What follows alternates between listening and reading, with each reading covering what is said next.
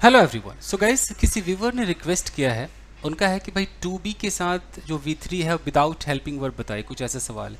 उन्होंने अपने एग्जांपल्स भेजे कि land to be cultivated is the main use of deforestation. यानी कि वो ये कह रहे हैं कि ये जो टू बी के साथ यहाँ V3 है और यहाँ पर लैंड है, तो बीच में तो कोई इज़ आर एम आया नहीं, शायद ऐसा कहना चाह रहे हैं। Taxes to be paid if one is visiting pilgrimage centre. तो अब यहाँ टैक्सेस के बाद तो कोई आर इज वाज कुछ ऐसा आया नहीं, ये वो कहना चाह रहे हैं। तो मैं कोशिश करता हूँ गाइस समझाने की। ये एक्चुअली न्यूज़पेपर में इस तरह के सेंटेंसेस होते हैं। अब पूरी कहानी आपको समझनी पड़ेगी, पेशेंस रखिए और देखिए जरा। शुरू करते हैं।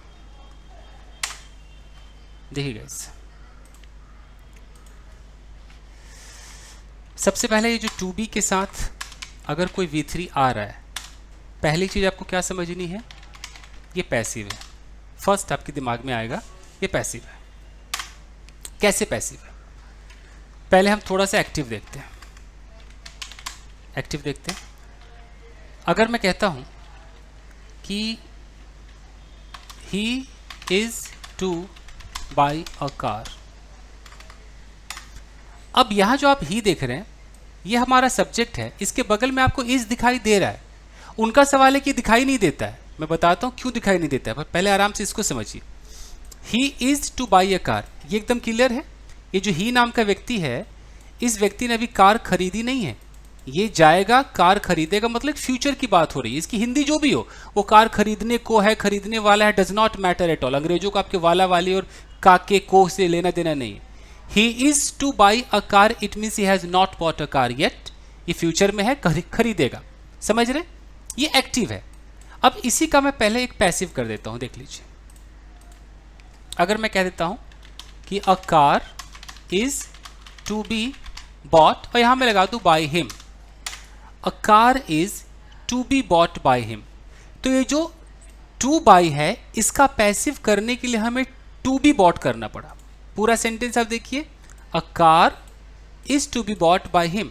अगर मैं बाय हिम हटा भी देता हूं, मान लीजिए मुझे बाय हिम नहीं दिखाना है, मैं सीधा यहां पर ऐसे लिख देता हूं कि a car is to be bought, यानी कि कार खरीदे जाने को है। अभी कार खरीदी नहीं गई है, फ्यूचर प्लान है, कार खरीदी जाएगी, जो भी इसकी हिंदी हो, कार खरीदी नहीं गई है। A car is to be bought, तो हमें is are am was were लगाना पड़ता है। समझ रहे। अब है कि न्यूज़पेपर में तो भाई लगाते नहीं है, तो वो भी देख लीजिए। अब आते हैं न्यूज़पेपर स्टाइल। न्यूज़पेपर में कब नहीं लगाते हैं, देखिए। जैसे अगर वहां पर कोई हेडलाइन ऐसे लिखा होगा, कई बार एक्टिव में भी नहीं लगाते और पैसिव में भी नहीं लगाते। एक्टिव में ऐसे लिखा होगा, मान लीजिए कि the prime minister to visit Mumbai, ऐसा लिखा होगा। अब यहां पर कोई इज, कहीं इज वार कुछ दिखाई दे रहा है, इज वॉज वर कुछ दिखाई दे रहा है, नहीं दिखाई दे रहा। तो हेडलाइन में इनका स्टाइल होता है लिखने का, the prime minister to visit Mumbai. हमें समझना होता है कि अच्छा, प्राइम मिनिस्टर अभी मुंबई गए नहीं है, अभी उनका जाना बाकी है, वो जाएंगे। ये फ्यूचर हमें समझना होता है कि the prime minister is to visit Mumbai. हमें अपनी तरफ से इज यहां पर समझना होता है। तो ये न्यूज़पेपर का स्टाइल है कि नहीं लिखते हैं, ये एक्टिव वर्जन है। अब आते हैं उनके सवाल पर, ठीक है। इतना समझाना जरूरी था। अब देखिए, अगर यहां पर एक हेडलाइन लिखा हो, पैसिव में हेडलाइन लिखा हो कि the case to be solved soon, the case to be solved soon, ऐसा हेडलाइन लिखा हो, क्या समझेंगे आप? केस सॉल्व हो गया कि होना बाकी है? अभी भी केस सॉल्व होना बाकी है। समझ रहे। द केस, यहां पर कोई इज है, आर है, एम है, नहीं है। The case to be solved soon. Headlines में खासकर आपको ऐसे दिखाई देता है, आपको हेल्पिंग वर्ब दिखाई नहीं देता है। जिसको आप हेल्पिंग वर्ब बोलो, जो भी आप उसको बोलते हो, जो इज आर एम वाजवर है, ये आपको दिखाई नहीं देता है हेडलाइंस के अंदर। ये पैसिव है, ऊपर वाला एक्टिव था, ठीक है। अब इनका सवाल है, अगर यहां तक समझ में उनके आ गया होगा तो एक चीज पर और फोकस करना है। इनका जो सवाल है यहां पर देखिए, लैंड टू बी कल्टिवेटेड, सिर्फ अगर इस पे आप फोकस करें ध्यान से, अगर इसको आप देखें, इनके सवाल को देखिए, लैंड टू बी कल्टिवेटेड, उसी तरीके से मैंने यहां पर क्या लिखा, the case to be solved. ध्यान दीजिएगा आप, the case to be solved, यानी कि केस अभी सॉल्व हुआ नहीं है, होना बाकी है। यहां देखिए, land to be cultivated, land अभी कल्टिवेट हुआ नहीं है, अभी कल्टिवेट होना बाकी है। यहां तक क्लियर है। अब इनका जो सवाल है कि यहां तो भैया इज नहीं लगा, लेकिन यहां पे एक इज लगा हुआ है, land to be cultivated is the main use. अब ये क्या मतलब है, इसको भी समझ लीजिए। अब देखिए, अब मैं आपको कुछ ऐसे समझाता हूं।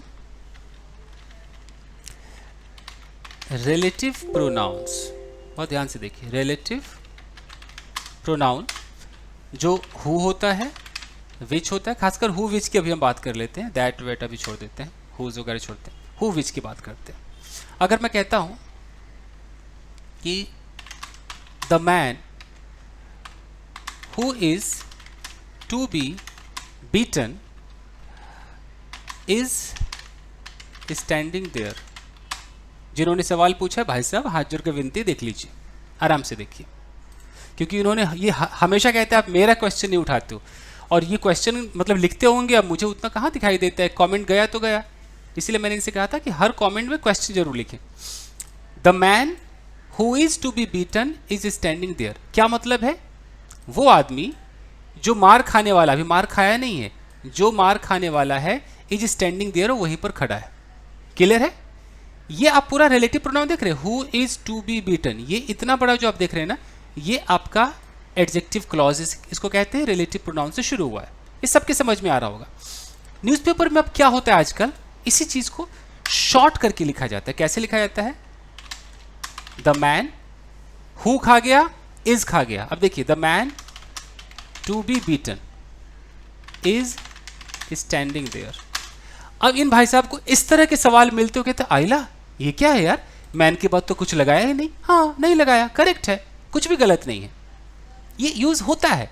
इसका मतलब है कि अगर आपको ऐसे मिल जाए कि the man to be beaten is standing there, इसका मतलब है the man who is to be beaten is standing there. यहां पर ये हु इज छुपा हुआ है, ऐसे होता है। देखिए, जैसे मैं बोलूं कि the book which is to be sold is on the table, on the table. इसका क्या मतलब है, जो किताब बेचे जाने को है, बेचे जाने को, अभी बेची नहीं गई है, वो टेबल पर है।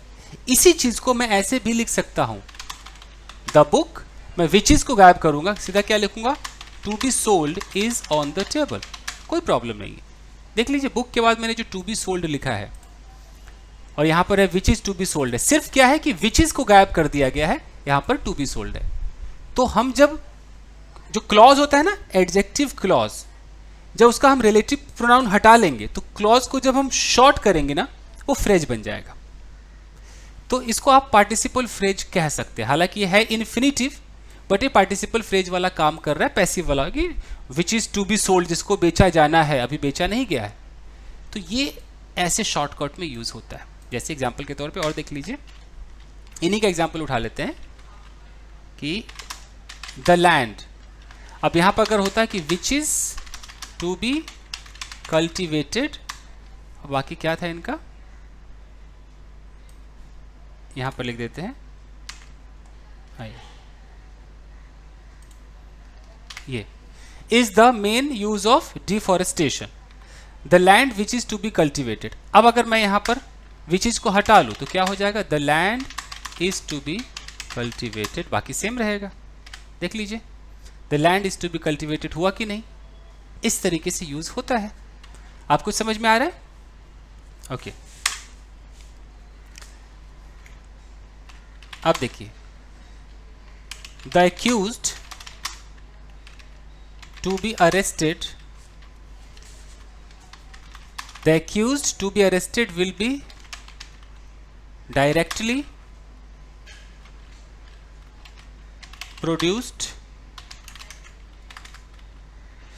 मान लीजिए, बिफोर द जज।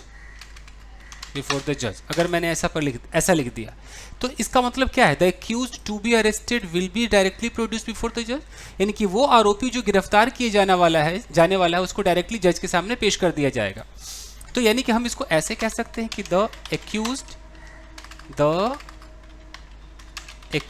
अब एक्यूज्ड इंसान है तो इंसान के लिए हु आएगा, who is to be arrested will be directly produced before the जज। बताइए समझ में आ रहा है नहीं आ रहा है?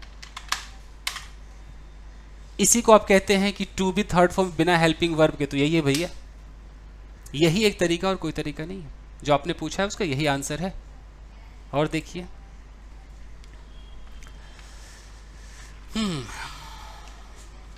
जैसे कि मैं लिखता हूं कि the room to be cleaned belongs to me. अब इसका क्या मतलब है? The room to be cleaned belongs to me, इसका मतलब है कि the room which is to be cleaned belongs to me, यानी कि वो कमरा which is to be clean, जिसको क्लीन किया जाना है, वो मुझसे बिलोंग करता है। तो इसके अंदर इज होता है लेकिन छुपा होता है, और आप कहते हैं कि नहीं होता है। अब समझ में आ गया? तो आई होप कि इतना काफ़ी है, बहुत है। मिलते हैं ब्रेक के बाद। Thank you. वीडियो को लाइक कीजिए, नए हैं तो सब्सक्राइब कीजिए। Thank you.